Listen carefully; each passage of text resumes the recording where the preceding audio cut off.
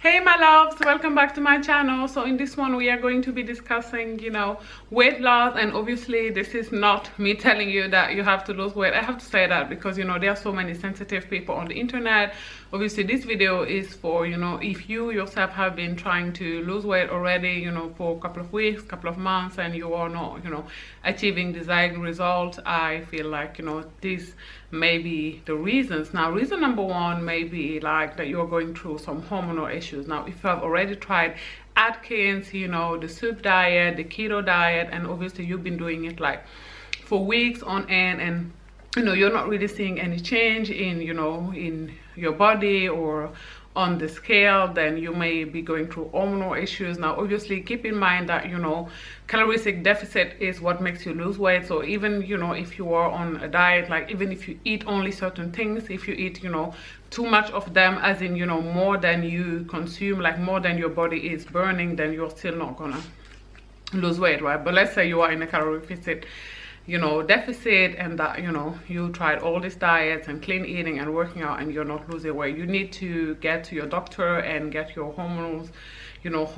checked. Maybe you are dealing with some thyroids, like a lot of women either suffer from hypo or hyperthyroid. Now thyroid is something that can be hereditary. It's something that could come from your mom, your dad, your grandma, or other type of hormonal issues. Basically just your body working against you. So get your blood tested, see your physician, and see if you're lacking any vitamin deficiency and stuff like that. Just something that is making you not be able to drop this weight. Now the second reason why you may not be losing weight, and this is from the book The Body Keep the Score that I talked about in my early neglect video from Dr. Bessel van der Kolk, I believe that is his name. And in this books, he talks about how an overweight woman went to a facility where she was talking to a psychiatrist, and this was a living facility, like she had to stay in there. And she talked to the psychiatrist, and what they, the conclusion that they came to together is that, she had suffered early sexual molestation. As a child, this is a memory that she had suppressed, but, it was there and it happened. And, sometimes she even convinced herself that it wasn't real, like many survivors of sexual molestation do. But clearly it was very, very real, right? Her mind wasn't playing any trick on her. Now as they started to talk about it with the psychiatrist and work through it, she began losing weight. She was eating healthy, and she began she dropped a lot of weight. By the time she left the facility, a couple of months or a couple of weeks later, I don't remember, she had dropped a tremendous amount of weight, right? So she she was ready to go and start her life again. Now the same psychiatrist bumped into her a couple of weeks, couple of months later, again don't know, and she had gained all the weight back and some more. So he was like, huh, what happened, right? And by getting her to come to therapy again, he realized that someone at her work, someone at her job had made a kind of sexual remark, kind of sexual joke about her body, and she became triggered all over again, traumatized, and started emotional eating. And this is why I feel, a lot of women who sometimes are successful with dieting, right? We see that many, many women are going through the yo-yo effect. I have women like this in my family. They lose a tremendous amount of weight and then they gain it back. They lose it and then they gain it back. And I feel like people like this, again, I'm not a professional. This is just my opinion, right?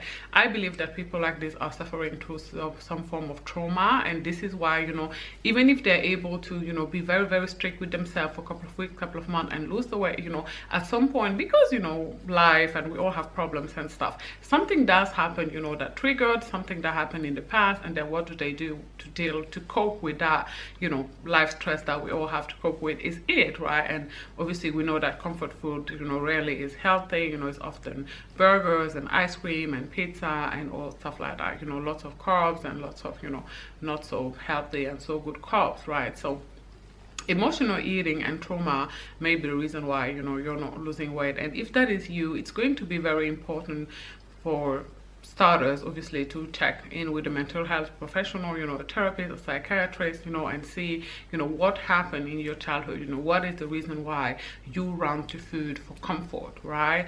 And after that, for me, I know that personally, something that I try to remind myself all the time when I feel the urge to, you know, I'm not really an emotional eater, but, you know, I'm human, and sometimes I do have urges of, you know, emotional eating. I try to remind myself that, you know, if food is not, you know, if hunger rather, sorry, is not the problem, then food is not the answer, right? Because I'm just thinking like this, okay, you know, if I give in into this urge to eat a whole pizza and a whole pan, you know, of Ben and Jerry's right now, you know, I may feel, you know, nice as I'm, you know, downing this ice cream down my throat, but, you know, at the end of the day, I'm going to end up with two problems. You know, first, the problem, you know, whatever it is I'm dealing with, the depression or the loss in my family or whatever it is, you know, that triggered that emotional reaction. And then I'm going to have to lose the weight again. So this now, again, two problems instead of one, right? So if you're an emotional eater, you know, try to remember this. Perhaps you can write it on a post-it and then put it, you know, on your fridge, because this is where we go to get food more time than not, or the cupboard where you put like all of your, you know,